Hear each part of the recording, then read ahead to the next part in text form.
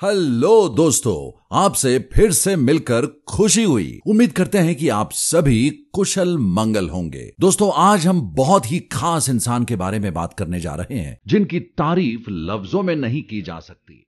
आज हम बात करेंगे लता मंगेशकर जी के बारे में, जिनकी सुरीली आवाज हम सबके कानों में मिठास घोल जाती है। पूरी दुनिया भर में ये इकलौती गायिका हैं जिनका नाम गिनीज बुक में लिखा गया है। इन्होंने गीत ही नहीं, जज्बातों को भी मायने दिए हैं। तो चलिए शुरू करते हैं। लता मंगेशकर जी का जन्म 28 सितंबर 1929 को मध्य प्रदेश के इंदौर में हुआ था। इनके पिता श्री दीनानाथ मंगेशकर जी और मां शेवंती मंगेशकर जी थे। लता जी को क्वीन ऑफ मेलोडी कहा जाता है।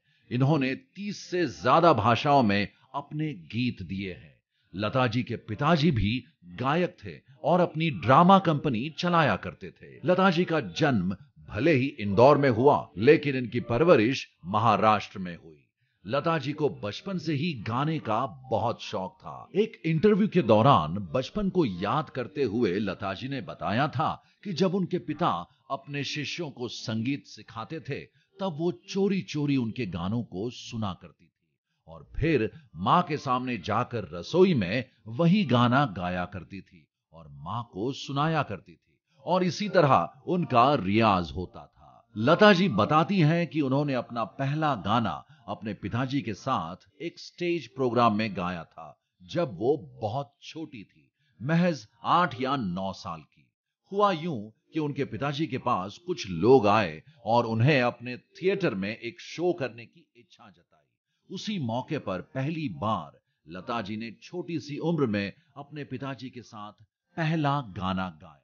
वो गाना था खंबावती राग पर आधारित। लता जी का पहला फिल्मी गाना 1942 में एक मराठी फिल्म के लिए रिकॉर्ड किया गया था। हालांकि लता जी के पिताजी नहीं चाहते थे कि वो गाना गाए, लेकिन जब वो मात्र 13 साल की थी और उनके पिताजी का देहांत हो गया तो परिवार पर काफी बड़ा संकट आ गया। सन 1942 में उन्होंने पहली मंगला गौर नाम की फिल्म में बतौर अभिनेत्री भी काम किया। उन्होंने अन्य फिल्मों जैसे बड़ी मां, जीवन यात्रा आदि में भी बतौर अभिनेत्री काम किया। मुझे कहीं का ना छोड़ा तेरे प्यार ने, इस गाने के बाद से ही लता जी के सफलता के द्वार खुलते गए। उसके बाद उन्हें एक से बढ़कर एक मौके मिलते गए और वो बॉलीवुड पर छा गई। लता जी ने संगीत के बारे में अपना अनुभव शेयर करते हुए कहा कि मेरे गुरुजी कहते थे कि लता, तुम जो भी गाना गा रही हो, बस ये समझ के गाओ कि जो भी दुख या खुशी का भाव गाने में है वो तुम खुद महसूस कर रही हो। जब तुम ये सोचकर गाओगी तो बहुत अच्छा गाओगी। बस लता जी अपने मास्टर जी के बताए हुए रास्ते पर चल पड़ी।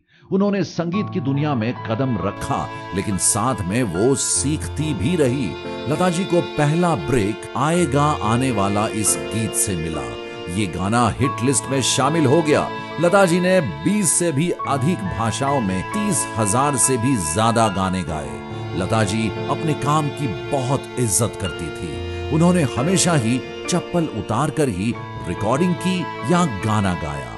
गाना गाना उनके लिए पूजा के समान था।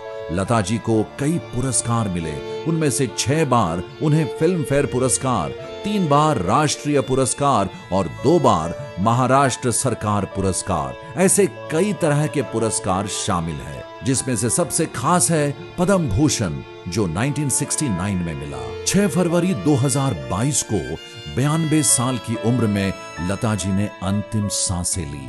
संगीत जगत में मातम छा गया। ये काफी दुखद घटना थी। उन्होंने इस दुनिया को तो छोड़ दिया, लेकिन उनकी आवाज हिंदुस्तान की फिजाओं में हमेशा गूंजती रहेगी। और जैसा कि उन्होंने एक गीत गाया है कि मेरी आवाज ही मेरी पहचान है, तो उनकी आवाज हमेशा के लिए जिंदा है, अमर है। वो हमारे बीच हमेशा रहेगी। उनके गाए हुए गाने हमारे दिल को छू जाते हैं और वैसे गाने अब बनने शायद मुश्किल है।